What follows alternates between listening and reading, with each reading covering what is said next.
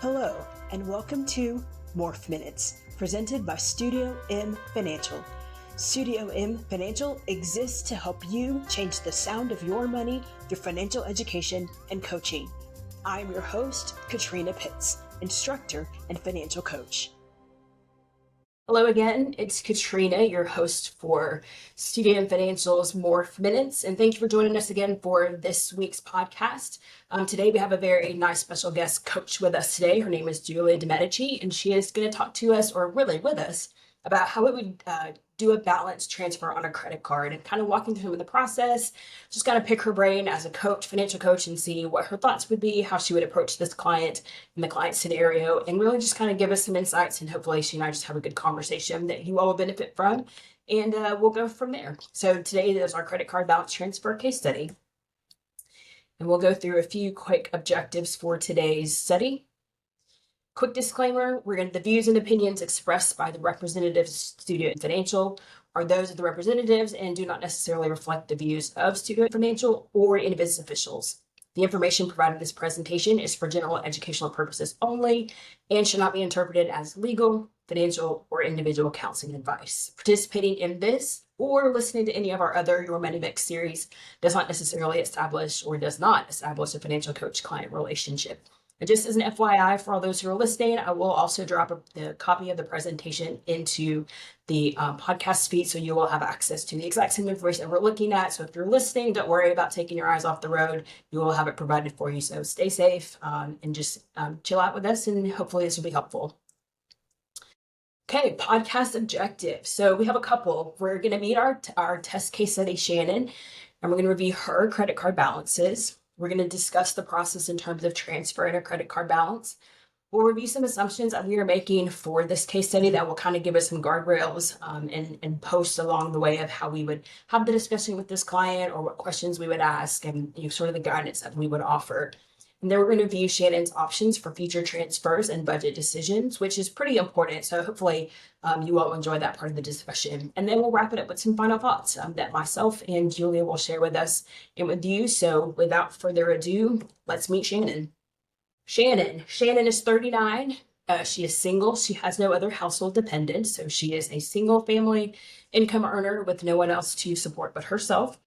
Her take-home pay after taxes is about $4,200 per month, and we'll see her budget here momentarily.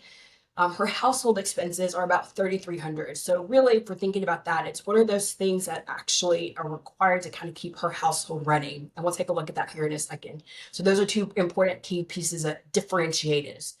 Savings about $2,200, extra in her monthly budget about $265. She has current credit card debt spread across 3 cards of $10,541 and some change. The average APR across those 3 cards is right under 22%, so pretty decent, I guess, for 2025, but still can levy a pretty hefty penalty each month if that balance is not being paid off, which of course it's not because she has balances. Other debt would be her car payment. She owns a home, which means obviously she has a mortgage that she is responsible for paying for every month. She is currently a mid-level manager at her company, so she has room for growth, which also means she has room for income growth as well. So maybe that's something for us to discuss as to how we would help her construct her budget to help her goal of paying off all of her debt. So quick points that I want to make, and then Julia will jump in here with us to start this conversation. So financial accomplishments. So Shannon has been working on tracking her expenses for the last 2 months, and she has maintained a good monthly budget she spent 60 days tracking her expenses. The last 3 months, she has maintained a good quality monthly budget. She's still making some adjustments along the way, but for the most part, she knows what's coming in, what's going out. And the topic that she's presenting to us today is she wants to learn about and complete the process of transferring a credit card balance. Now, you'll also see as we go forward that we are also making some assumptions that Shannon has learned and has completed the process. So we'll see kind of what the consequences of those are on her budget here in a little bit. And then we'll come back to the financial goals here a little bit later on in our discussion. But just keep a note that she wants to eliminate credit card debt. She wants to build an emergency fund of 3 months of household expenses. And she wants to save for a major purchase of about $4,000. So to start with the basics, as I said, we're going to look at her budget really quickly. And Julia, I kind of want to get your first thoughts about her actual income related to her expenses. And again, that differentiator between what it takes to run her household and kind of those four walls, transportation, housing, food, utilities. And then when you start getting to that discretionary income part, that maybe there'll be some wiggle room. But I want to kind of get your thoughts on her budget really quickly. Okay. All right. So Shannon's monthly income compared to, all right, so in the orange block, that's kind of like her four walls for her household expenses, right? And then below that, it could potentially be some wiggle room. Charitable giving, we have hair and personal care. I'm wondering what that looks like for Shannon, if that is a necessity. Some people maybe monthly just kind of for fun, go and get that done. I would compare that maybe sometimes like going to get your pampered, like getting your toes done, but maybe that is a necessity and we're not going to take that out of the budget. Okay. Or it could even just be paused maybe for a couple months if possible. Okay. Entertainment, I'm wondering if that is looking like maybe going to the gym. Netflix and Hulu, monthly car wash subscription. I would suggest maybe the monthly car wash subscription could be paused temporarily for a couple months. Okay. Also, you could look into washing your own car at home, and that might come out to a little less money monthly. Netflix and Hulu, I did have a thought with that one, and it may not be the correct path, but it's always worth looking into because I know we're looking into a credit card balance transfer. Maybe that type of credit card, depending on the financial institution, could have some perks on the card where subscriptions are included and you could get those fee rebates. I wouldn't necessarily specifically look for a card just for perks though, because the main goal of getting the card is to pay down Sure. the debt. So those are just some thoughts and suggestions that I had. Okay. If you or anyone is like me, my car washing subscription is the rain, and I just let the rain take care of washing my car versus actually taking it. It's a unpredictable car washing plan, but it works in a pinch and it's free. Personal care, I'm pretty scary without it, so I'm not really sure that would be that's really more of a need than a want in some instances. But I do like the idea, and that actually the Netflix and Hulu part in terms of the perks is actually probably going to come into play here in a minute when we talk about the actual process for what kind of card she's going to look for and how she should interpret those terms and conditions comes to APRs. Maybe there's some perks that have come along with it that are incidental versus the intent and purpose of it. So that'll come here in a second. Is there anything sort of alarming in the other parts of her budget that may need some attention? Obviously, we can't change the mortgage Mhm. unless we refinance, which is a whole other thing, right? Utility, cell phone, car payment, insurance. Obviously, we're dealing with the credit cards. Anything else that sort of sticks out to you? If not, we'll continue. Um, One thought before I forget, kind of moving back to the charitable giving, I would want to ask Shannon what exactly that looks like, because maybe that's at her church that she goes to, whatever that may be. Potentially, Shannon could speak with the pastor at the church or whoever she's comfortable speaking with and see if there is the potential to give back to the community in a different way for a couple months while she's working on paying her debt down. Maybe doing some volunteer time instead and donating her time instead of donating actual funds. So that's a potential there. Okay. And I think everything in the category to uphold her household is looking pretty good. Okay. Internet seems pretty standard. Gas for one person, I think that looks pretty good if you're driving to work every day on a weekly basis. Food. So I think overall, it's looking pretty good in the top half. Okay. Then we will hold those thoughts for future part of our discussion, but also sort of reminding people, and there's a typo, remaining, not remaining. Remaining in her budget is $266.79. So that's what Shannon is going to use in order to actually attack this debt. So that's a really key number that we want to focus on here momentarily. But with that, let's go back to what Shannon would actually need to do to complete the process for that. So on our second objective. So how would you actually transfer a credit card balance? And there's a lot that's behind this first bullet, which says to decide which card you want to apply to transfer the balance. There's a lot behind that. Because that implies that you've researched different credit cards. I think you made the point earlier in kind of a prior discussion we had of the difference maybe between a credit union and a traditional bank and seeing what those terms are. And I'll get you to talk a little bit more about that here in a second. So deciding which card you want to apply for. There is a credit card application, so the lender will make a hard inquiry into your credit history when they pull your credit report to determine credit worthiness, see your credit score, make a decision on whether or not you are a good credit risk for them, which then also impacts the terms of it as well. And then upon the approval, so there will be a there will be a deadline, that's required for you to transfer the balance by. So sometimes it's 14 days, 21 days, 30 days, for you to be able to take advantage of. Now that the new card is opened, you've moved the balance over to them, and now the billing cycle can start, right? So now they're applying what your monthly payment is, whatever the new minimum payment is for that, and the cycle for you to be able to know when your bill is actually due at this point. So those are kind of the high level points. So decide the card, understand the APRs that are attached to it. Now in this one, we are trying to search for a 0 APR, so 0% introductory term for the balance transfer, and then the new payment, and we're going to complete the application. You can speak to this probably better than I can, but most of the times it's a pretty quick turnaround on the actual application.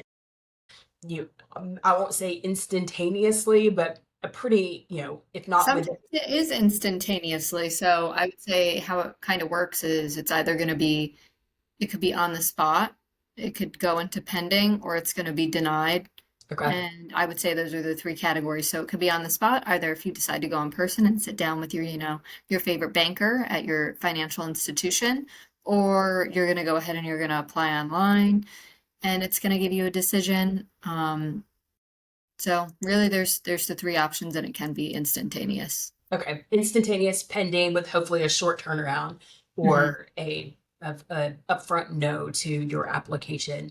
Well, we are going to assume that Shannon has applied and has been approved for it as well. But I do think I want to take a few minutes kind of back to your raising the idea of the perks that can come along with the credit cards that you apply for. So whether they're subscriptions, I don't know, Netflix or Hulu, or, perks that you would get for points back for purchases that you make or what have you. Maybe that would be something that if Shannon, that would kind of to your point, kill two birds at one stone. She would be able to transfer the balance with also getting the added benefit of, at least for a time period, having a built-in subscription to Netflix or Hulu. I wonder, and I don't know off the top of my head, if there are terms and conditions to that as well, if you have to be like a new subscriber, new person altogether versus a current subscriber. I have no idea the answer to that question, but those would be things that Shannon would, Shannon and her coach, and the coach's stead, it's us right now, to be able to kind of give her some feedback on what she needs to look for those, again, those incidental perks. Again, the purpose is for her to pay down the debt, but if she can get some benefits from it, get the benefits from it. Anything else about the actual process? Sorry to cut you off. No, you're good. I think, yeah, going back to like kind of the terms and conditions, and also the main benefit of doing this being paying down debt, definitely read over the fine print before you even apply, because there could be a term in there that if you miss any payments on while the 0% APR is promoted, Sure. that could be revoked. So you do want to go in with the mindset that you're going to be able to manage these payments, and the goal is to reduce the debt, and also think about, the transfer fee. So kind of do all those calculations, and also going back to the subscriptions or benefits of the card, that should all be in the terms and conditions of the card. And I feel like online websites nowadays, it's going to have everything broken up really well, so it's not super tedious to read over. So that should be in there as well. So I think it would be benefit to compare and contrast a couple cards first. Maybe if someone's a little bit nervous about having that hard credit inquiry, if they're going to be approved or not for the amount that Mhm. they would like, maybe stick with their current financial institution that they have a lot of history with and they already have that relationship there. But I think ultimately it's going to depend on that person and what they're looking for. Is it going to be wanting to really attack your debt and pay it down? Or are you looking for more? Do you feel overwhelmed with your 3 credit cards? And maybe the solution there could just be to go ahead and turn on auto payment and see if you can adjust the date so they all come out on the same Okay. day. Okay. That's always a possibility. So a lot of different ways to think and to go about it, I think.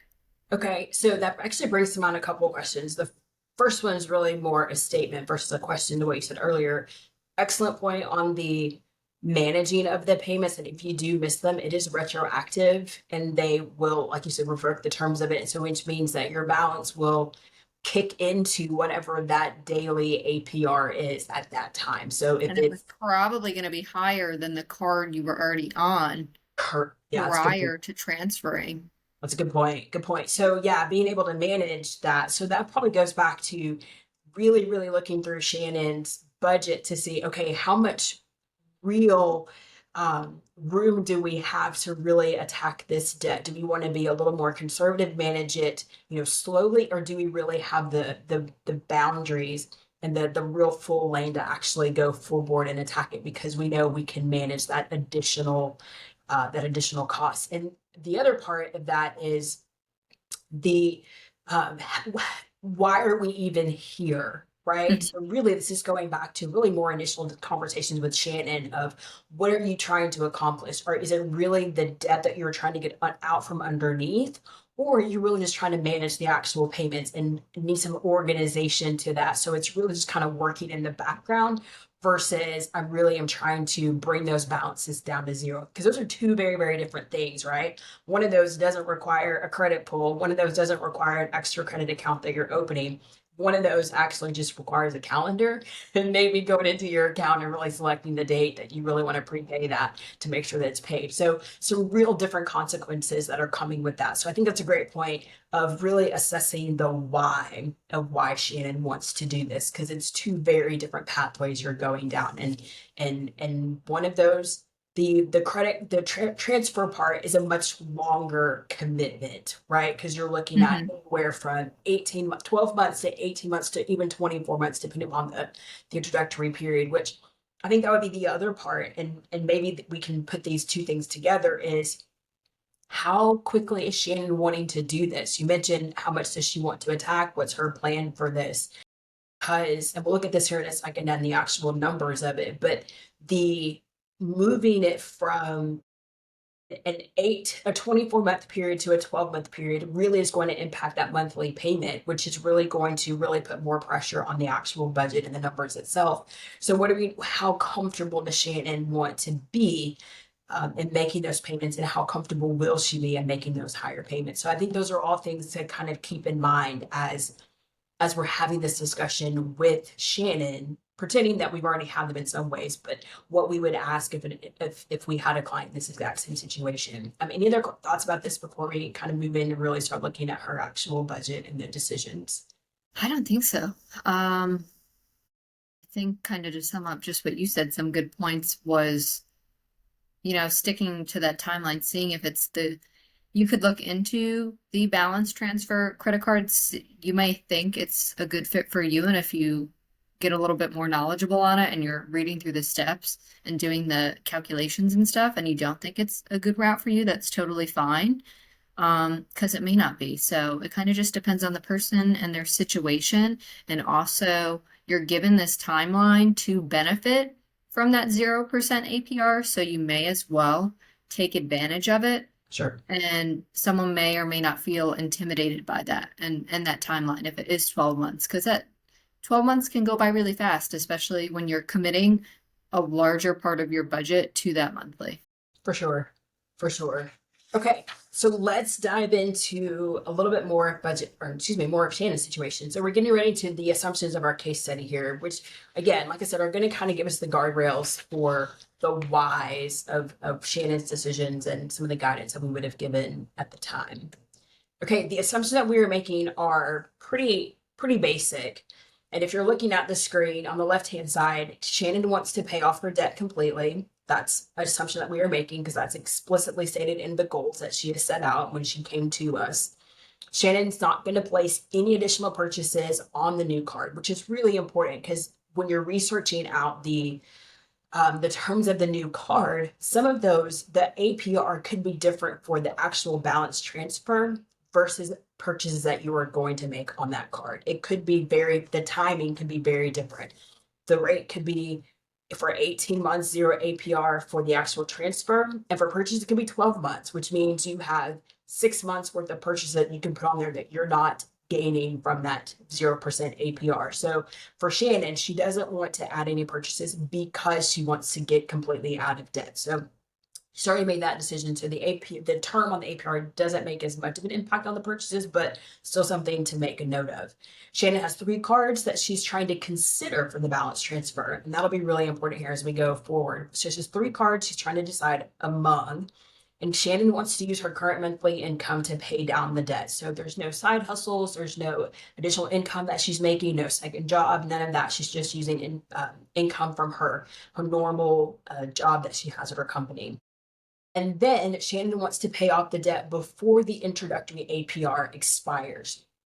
So if it's 18 months, she wants to have it done by, month 17 and, 3/4. She wants it to be done before that new APR kicks in for that next billing cycle, which goes to your point earlier. If you're going to do the transfer, know the timing so that you can take advantage of the time that you have and really structure it that way that would benefit you the most. And then Shannon's monthly household expenses, those 4 walls that we referred to, about $3,300. So let's look at the individual, and we won't go too deeply into this, but we have 3 cards. They all have different balances. All have, do you have a weird echo? Because I just got one. A little bit. You sound good, Nick. Okay. There are 3 balances. One is about $7,000. One is about $800, actually a little bit, almost $900, and then one is about $2,500. They all have different payments, obviously. They all have different APRs. Now, if you're looking at the chart, if you add all the months it would take to pay off all of these cards, it's going to equal about 15 and a half years for Shannon to pay off these cards if she makes no changes. So just let that sit for a second. And what do you as a coach? Do you sort of do a home alone moment of, oh my goodness, and that's a really long time, or like, because that's a lot. That's a decade and a half of just paying off the debt, not making any adjustments, not changing the amount of payment really, but 15 and a half years to pay that off. That's a long time to commit to that. And part of the reason for paying off the debt is just so it doesn't take 15 years and sitting over your head. But that's the goal, right? To get out of the $10,000. But the thing is, the other part, it takes 15 years to pay off $10,000 worth of debt. How much could you save? And I think that number will also be eye-popping here towards the end. But that would at least make those case assumptions. Any thoughts on that before we kind of carry forward? And going back to what I said earlier about the 12-month timeline, anywhere from 12 to 18 months, you could potentially get with the 0% APR, and how I said it is intimidating, but you could go ahead and change it around and type in these numbers to a calculator to see how much you could potentially save and how much time you would save, and take off the 15.5 years and how much you would save in interest. And instead of feeling intimidated now, you're going to feel motivated to go ahead and do this in the 12 months and just tackle it and make that little bit of the sacrifice, because it's going to pay off in the long run. Yeah, for sure. I feel that way about my car payment. Okay, I am really motivated. I realize it's 6 year term, and I have no desire for it to take 6 years. Let's get this done as soon as Hmm. possible. We have stuff to do with our money and not give it to the bank. Definitely. Okay, so we are fast forwarding a little bit. We're saying Shannon has actually opened a new card. She's gone through the process we mentioned earlier. She has a new card. She opened it as of June the 17th, 2025, which is important because that is the first moment where the timer starts. And that is when her 18 months kicks in, her 12 months for purchases, balance transfer fees, and we'll get to that here in a second. But that is a very important date because every decision that Shannon makes after that is keyed off of that date. So the facts about the selected card is she has a 0% APR introductory offer for 18 months.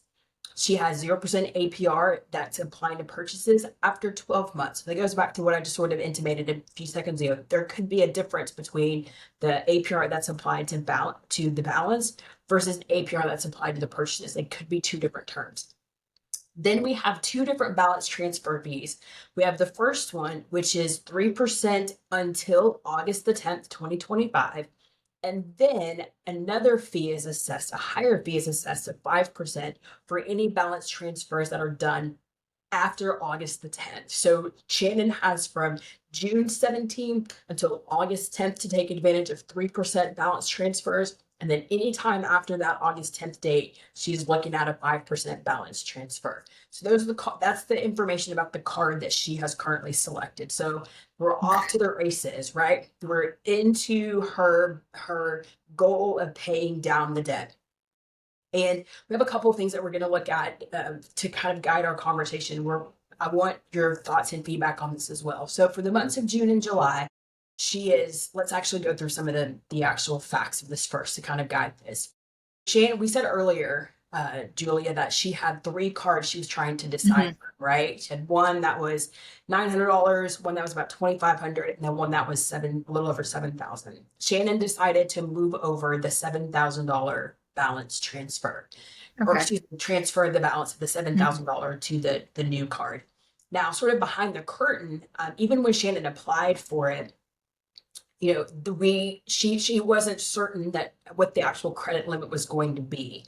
So she learned that when she opened the card that the credit limit is about $8,500. So she went ahead and moved over the 70, or excuse me, about $8,000. She moved over the $7,000 one just because that was the one that would get closest to taking the best advantage of the actual card transfer. Now, with that, she has a 3% balance transfer fee that is assessed to that $7,100. So really, in effect, she has now moved over $7,300 and some change to this new card. So that's eaten up a good bit of that initial transfer. The impact of that is that the monthly payments that she was paying across all three cards went from $420 and it's now jumped up to $544 because we have a higher payment that we are making, and this is the big part, we have shortened considerably the time that we are trying to pay this off, right? But in a Mhm. prior slide, I think we were at 186 months to pay this card down, and we have shrunk that down to 18 months. So that Wow. just by default is going to really, really jack up that payment because we're trying to pay this off really quickly to take advantage of that APR. So what are your thoughts about that for the moment before you kind of dig a little bit deeper into her decision? Well, Shannon's making moves. I love to hear it. So now this increase of 122.65 that's taken away from her initial leftover funds in the beginning, correct? Exactly, exactly. Okay. I would want to ask Shannon how she's feeling about that. If she plans on doing anything with her additional funds that is left over that increase of 122.65, but I'm liking what I'm hearing so far, moving over that bigger balance to tackle that debt there. Yeah, I think sounds good. So, yeah. And with a good, so she has about maybe $140. So that increase didn't even take half of what she had left over, right? mhm. She had about 260 left over, so now she has about 140. It's close to half, but I'm a half glass half full kind of person, so I'm gonna lean towards she has more, left over from that Uh-huh. she did. So even that could be a really good feeling of, yeah, you made this big decision, but it didn't eat up all of your money in this one choice that you've made. So you do have Yeah. decisions that you can make. Now, the challenge that we are running into with this decision, while we appreciate it, for June and July, Shannon is good to go. And you can see the calculations here, and we won't go through all of that, but she still has two other cards that she has open that are also still accruing a balance, right? So we have the one, so yay, that has 0% that we're taking advantage of, but she has two other ones that we need to address. Now, what happened is we're sort of going a little futuristic here, but for the purposes of this case study and kind of driving home some decision making that really would be between the coach and the client that we would have to look at is, remember that 3% and the 5% transfer that we talked about earlier? Well, Shannon decided after August the 10th to move over another card. So not only has she, which good, she's moved over one, but now she's being assessed a higher percentage fee for the actual transfer because she made the decision after August the 10th. So Hmm. before we look at the monetary impact on that, what are your sort of, as you're thinking about it as a coach, what would have been that discussion somewhere between June, the 21st, and July the 17th, through before August the 7th? What would we have talked with Shannon about? I think running through the numbers and seeing the benefits of transferring both cards from the get-go, but also seeing the initial drawback, because didn't we talk about earlier how much was she approved for on the 8,000? Right. Okay. So I could see maybe the initial drawback there, but also I would want to look into the benefits of trying to push forward and save that percentage there. Okay. Now, yeah, I could see that. I think, yeah, I think your running the numbers part would have been important on the front end to see what that difference would be. Right now, sometimes you don't actually know what the credit limit is going to be until after you apply for the card. So some of this information is not known until the actual time they say you're Yeah. approved and here's your credit limit. I would think alternatively, now that Shannon is in this spot of, she is now trying to make the decision to move the second one over, maybe because she's seen such a tremendous drop, a noticeable drop in the balance of the first one that she made the transfer to.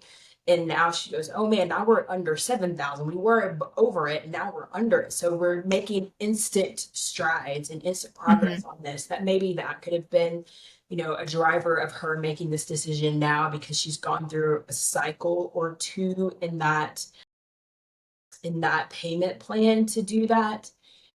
And so now she's moving a second card, and she's going to be assessed a new fee. Now, simultaneous with that, and here's kind of a plot twist. At the same time, Shannon has asked for an increase in that credit limit so she can fit in the actual balance of this new card, because she's going to move over the $2,400, the one that had a $2,500 balance.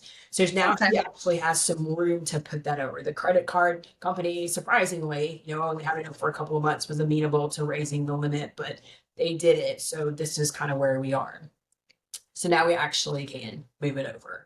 So she did it. Now let's talk through a couple of things here, because I want to talk through the moving of the second card, the fees assessed, but also what the impact is on that extra money that she has. Because I think now is really a good time to talk about, how do we now handle what we have left over? Are there other goals we want to attack, or do we want to really go full board in this one and really take that extra money and really be diligent to do this? But, kind of have to talk through that here. So she moved card number, she actually moved card number one. I think I was wrong. Number one. She actually moved card number one. So the original balance was $2,500. So now she has this new balance of $8,600 on this new card. So she, I think her balance may be about $9,000. She didn't raise it too much, maybe $500 or so, but just enough to kind of scoot under the limit. So we're fine. It's still pretty well utilized, but I think we'll be okay. So the new balance is $8,600. that includes that 5% transfer fee to that original balance transfer.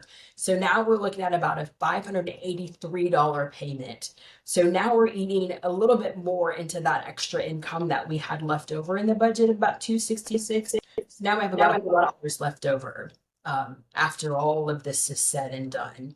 Now, the upside to that is she will have this card paid off in 16 months versus 109 months. So that is a huge win for that, for a pretty minimal, difference. It's about another $40 that we added to this payment. So I'm not going to complain too much about it for such another nominal, pretty substantial fee, or sorry, amount.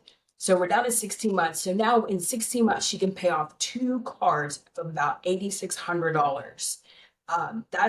That's really good, especially if your goal was to get out of debt. You can do that in less than 2 years, actually less than a year and a half. So that's and then now again, we have the $100 remaining in her extra funds from her budget. So I kind of, from your coach's perspective, what's your discussion with Shannon look like in terms of where she is now, kind of what the next 16 months look like, what she may be able to do with the $100, because we still have other goals that we'll get to here in a second. So what's that conversation now that this part is moving? Yeah, Shannon is doing awesome. She is going ahead and she's sticking to her plan and she's following through. And she even has this leftover money at the end of the month. So I would want to ask her how she's feeling with her plan, how she is feeling with her budget left over at the end of the month, the $105 remaining. I remember from the beginning she had that savings account. I would want to kind of discuss additional options of if she wants to do anything with this $105. She has that other card. She has that credit card balance of as of September, the $800.96. Sure. Maybe she would want to put an additional $10 out of her $105 towards her payment and see what difference that would make and do that calculation. So I think there's a couple different ways to go and go back and assess her other goals that she had written down and touch base on those, since this plan is moving along and she is making such good progress. Yeah, for sure. I want to touch on something that you mentioned. When you've mentioned a couple of times running the numbers, are there any sorts of resources that we would use, or that we do use as coaches pretty regularly, that we can kind of get a sense with our clients of how much it would cost them, kind of the time frames? What resources do you kind of have in mind, or you would refer to your clients to, or walk through scenarios with them? Yeah, there's so many different online calculators that you could go ahead and use, and even in your banking app, there's probably calculators that you can go ahead and utilize. I love using PowerPay. I'm very big on visuals and it being visually pleasing and easy to use. So that would probably be my go-to, to go ahead and use PowerPay, and that application is going to allow you to put in your numbers.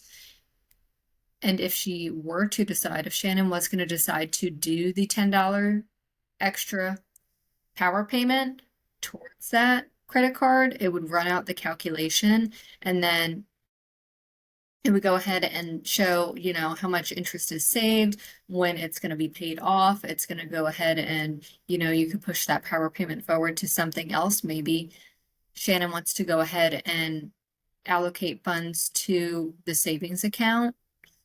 So many different resources out there that you can go ahead and use that visual. Yeah, definitely. I have certainly used PowerPay for my own personal things as well, in addition to clients. The other one, and it's a unusual name, but I think even when I did this, I used Dinky Town, which has, I don't know, like what, 50, 55 or so different calculators. I mean, there's so many different calculators. So many different calculators that are in there. It's actually kind of overwhelming to go, what am I looking for again? What am I, just forget it. I'll just get a regular calculator and hope I can get numbers.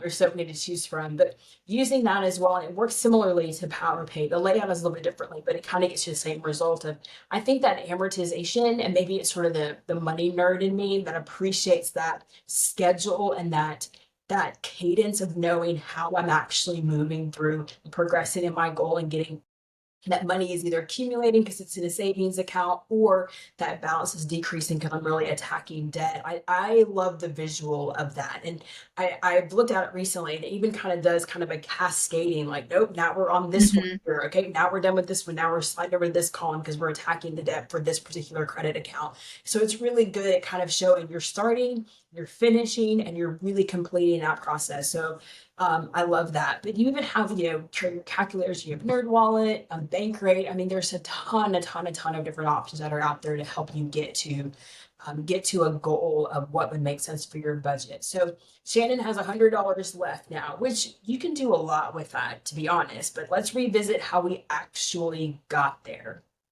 So this is another pass of her budget with the new balances integrated into it. So the mortgage didn't change. None of the top part changed with the exception of credit card one is now gone. We have credit card two. It's correct here. Credit card two for $42 a month. The new card, we're at $540. Although that probably should be 540. So between the two, she's around 588, which is the correct amount. Everything else stayed the same. So we have $105 left over. So let's go back to your sort of original premise of what part of these discretionary payments can she maybe adjust here? So she's making really great progress on just the credit card itself. So those other goals that we were talking through, and I think we're going to revisit those here in a second to really kind of tie this together and say, now that we're making progress on goal one, what can we do with the rest of it? Or do we just really want to solidify and finish goal one and then we move to the next one? Kind of sometimes if we sort of bifurcate our focuses, we lose momentum on those things. So really kind of, challenging Shannon to really think through what makes the most sense for her. But, if we want to make adjustments in the personal care or the entertainment, whether that's gym membership, or if that's, going to brunch or eating out on the weekends or whatever that is, maybe there's some adjustments that we can make there that are temporary. This is not we are going to do this forever and ever and ever. We're never going to go back to having any fun. This is, temporary where we're trying to accomplish a goal here. But for purposes of this discussion, we're going to go with $105 and maybe have a discussion with Shannon about what other places that she would like to adjust, kind of to your point from earlier in this discussion. So let's revisit Shannon's financial goals, and you alluded to those already. So she's eliminating her debt. If you're looking at the chart, or the slide, it's at the very, very bottom. So she wants to eliminate her debt, which she's well on her way to doing and accomplishing right now. So yay for Shannon. Building her emergency fund of 3 months of household expenses, and then save for major purchases of about $4,000.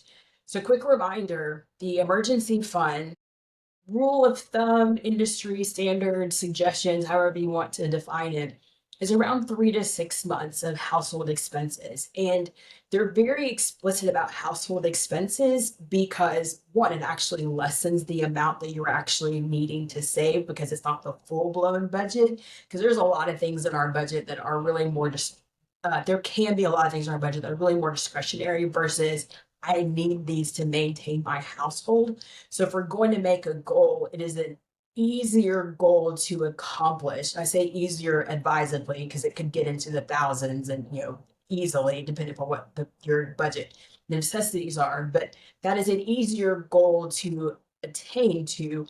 Plus, it also really starts making a harder cut line of the things that you really, really need in your budget versus the things that fall below that cut line are discretionary. Well, if things, kind of turn south, I don't need that.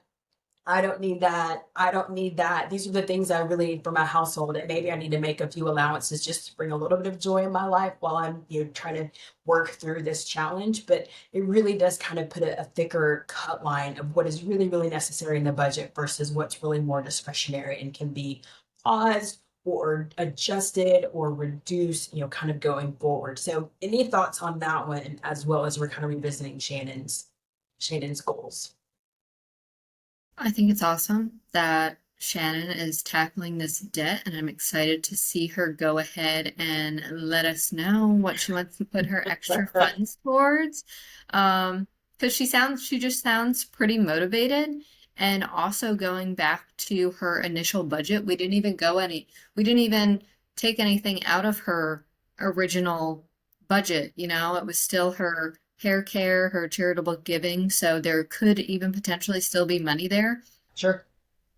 to put in her extra monthly budget to go ahead and put in her emergency fund to save maybe for something she wants in the future, like a bigger purchase. So yeah, I'm excited to see what Shannon wants to do.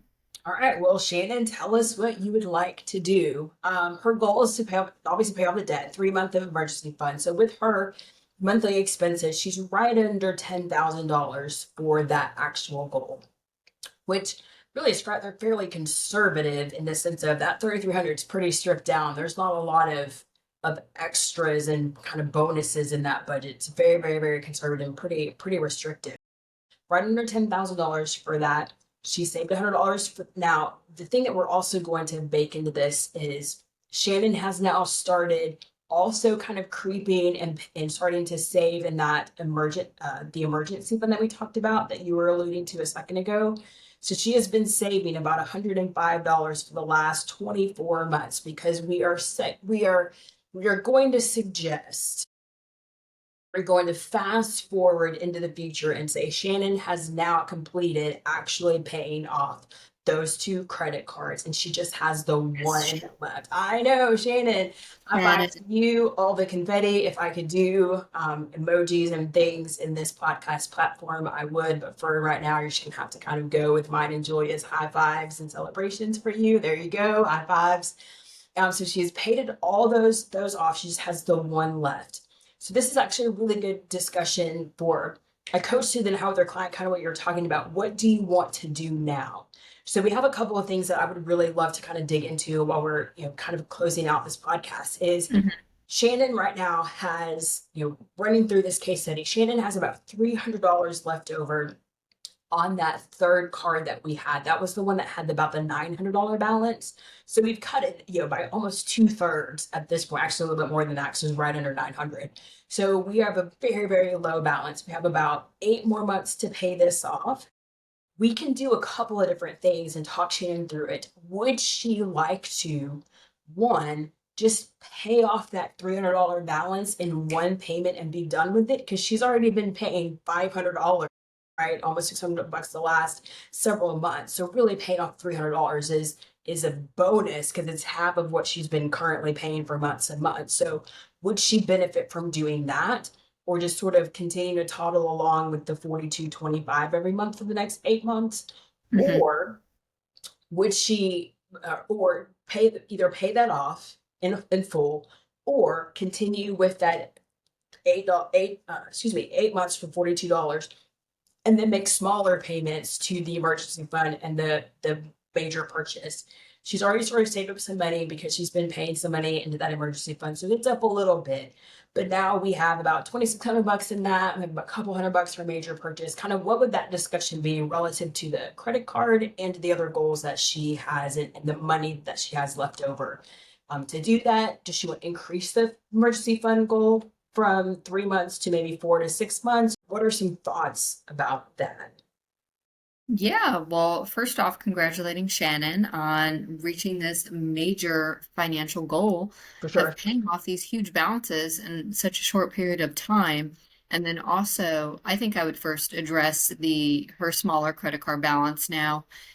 And ultimately, it would be up to her and how she feels about it. Sure. And if she's comfortable with paying off the $312 and change instead of paying it off over the 8 months, I don't think she can go wrong either way. I do see paying off the $25.51 in interest, but either way, I think Shannon's going to stick to her goals and go ahead and pay it off in the smaller payments. She could even go ahead and just instead of paying it off in full, the $312, maybe she just wants to do a extra $10 every month of $52.25, and that's going to pay it off a little bit quicker. Sure. And then she'll still have additional funds to put in her emergency savings account, in her fund account for major purchases. And maybe now at this point, she's feeling good and she's come up with different financial goals that she wants to look into and kind of explore. So I think Shannon's doing awesome, and I think first of all, I would discuss going off and going ahead and having that conversation to see what she wants to do about her final credit card, Sure. because it's just going to be an amazing weight off of her shoulders once that is paid off.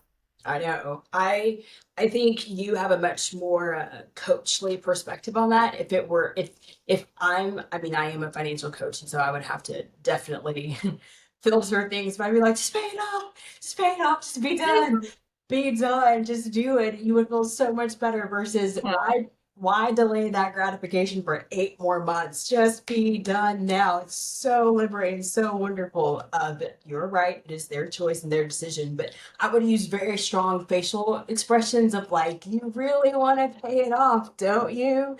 You really don't want to hold on to it forever, right? Like I'm trying to sort of lead by facial expression. But I do think it's right. And maybe Shannon may feel like there are other things that she wants to do with it. Again, kind of would she feel like she would continue having success, with multiple goals going on at the same time?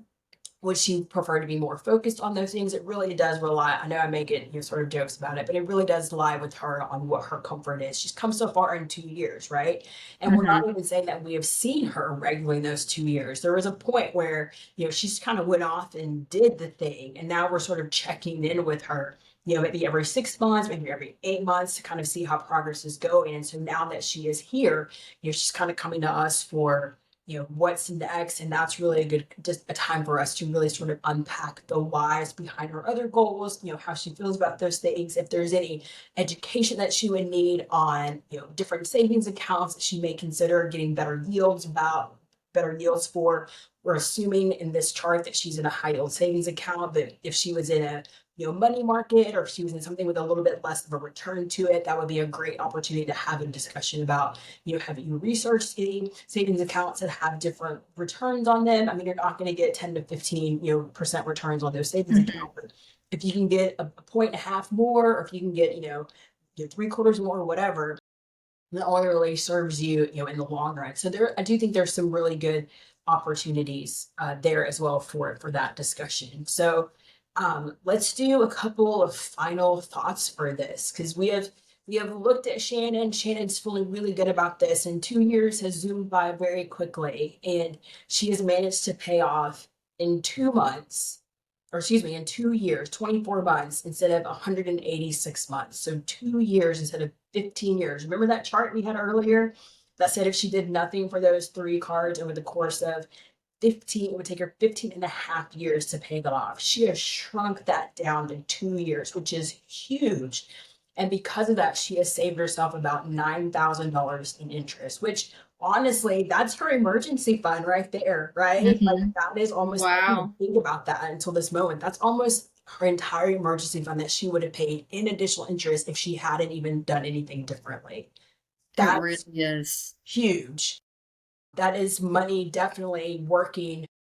If she had continued doing nothing, that's money definitely working against her, versus in this instance, her money is working for her because she has shaved off a good bit of interest. By transferring those cards, she has paid less than $500 in interest because she was able to knock off those APRs pretty substantially and get from 22 or 18% down to 0. So that really, really eliminated a lot of interest that she paid. So really it was just that last card that she had that really was what accrued the interest. And then she started working on her other goals earlier than she even anticipated, which I think, as much as we would, however we would feel about how quickly or how much time elapsed for her to start those goals, the fact that she was even able to attack multiple goals is a huge win for her. Because again, we've even assumed that she has not made any more money in the last 2 years, right? We're assuming that her budget stayed the exact same, that every single month for the last 2 years, all she has made is $4,200 a month. She hasn't had a raise, hasn't had a bonus. We're assuming that. Now, I don't think that would be the case in real life. There's be some incremental growth that she would have financially, but we've assumed that all of those things have stayed even and equal and no changes.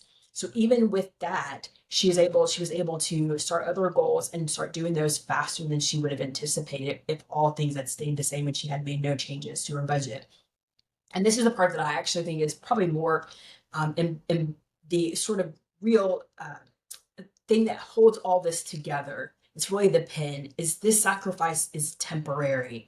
And I know people get really, really freaked out, myself included, of I'm making all of these major changes. Yes, but those changes are very temporary for a very specific purpose. And so I think that's really, really important that we give our clients the awareness that this is not a thing that is set in stone. And I think the other part of this is, and maybe it's a little more challenging because you're dealing with hard credit accounts versus maybe softer savings goals. Mm-hmm. Is sometimes when we set these goals, and I know this for myself, is in a year I want to save $5,000. Okay, well, 6 months into it, I've saved 25, 2,200 or 1,500 because things have happened where I could not do the consistent savings. And so instead of just bailing on the goal altogether, we go, no, no, no, no, no. You have made progress. I have made progress on this, and I should celebrate that progress.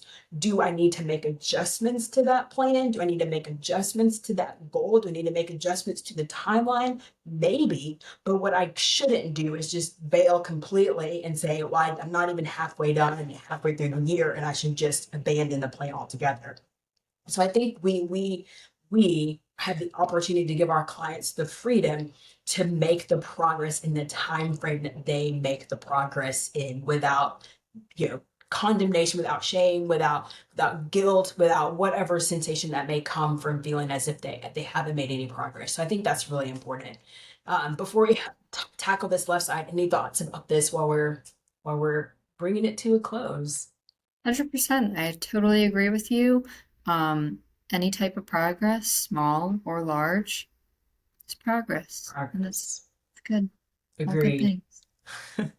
She's so very, I love it. She is chillly supportive of the progress. So final thoughts on the right hand side, and I think this is also really what kind of inspired me to even put this case study together. I know someone named Shannon in a work life that I had years ago, but this could be somebody's. These specs and descriptors and money could have been somebody's situation. And so I wanted to really bring something that was real life without it being actual real life, meaning it's somebody I knew that I took their information, just kind of, changed the name so the identity stayed and the innocent stayed innocent. I think the thing that really motivated me to do this is being educated about the facts and the details is really important to me as a practitioner, that our clients and my clients feel like they're educated about the decisions they are making. The more information they have, the better decision that they can make that would benefit them and their families or whatever it is they're trying to accomplish. Being educated and understanding the information that they are taking in so that they can make those decisions is critical to me as a coach. And I want that to be a part of every session that I have. Everything that I do is that, do you feel like you understand this? Yes or no? Yes. Great. Now we can make solid decisions. If the answer is no, let's back up and find where we need to kind of fill in those gaps.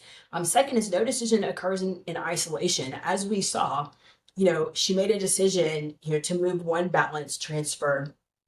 That was one amount. And then we made a decision after a very hard deadline to make another one, which automatically impacted her budget and her decision. So everything was interconnected in all the things that she did. So that's all to put pressure on people, but really just being aware that just because we make this decision here didn't mean nothing else was impacted. We have to look at the full picture when our clients come to us, and they have to have a similar perspective on things.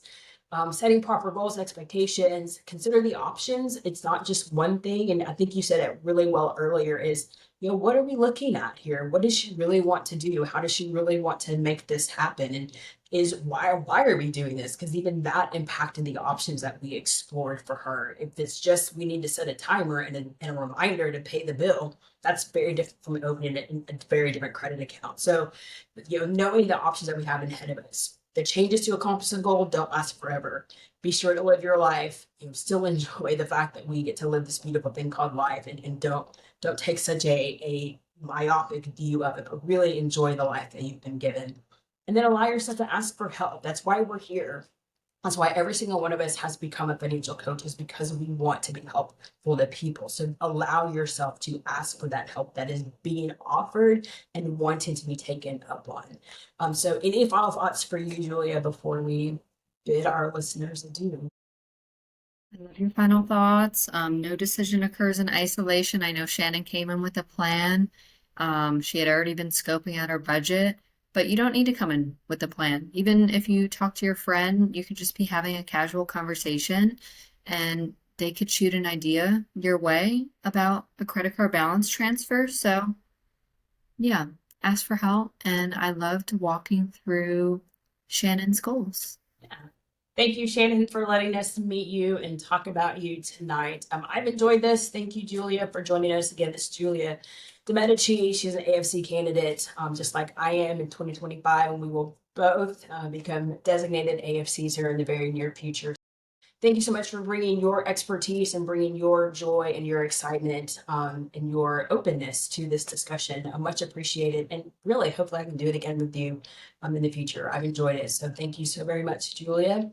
And with that, yeah, thank you. With that, we're just going to tell you all have a great night, and we will see you down the road. And as I always say, until we meet, keep working on the change.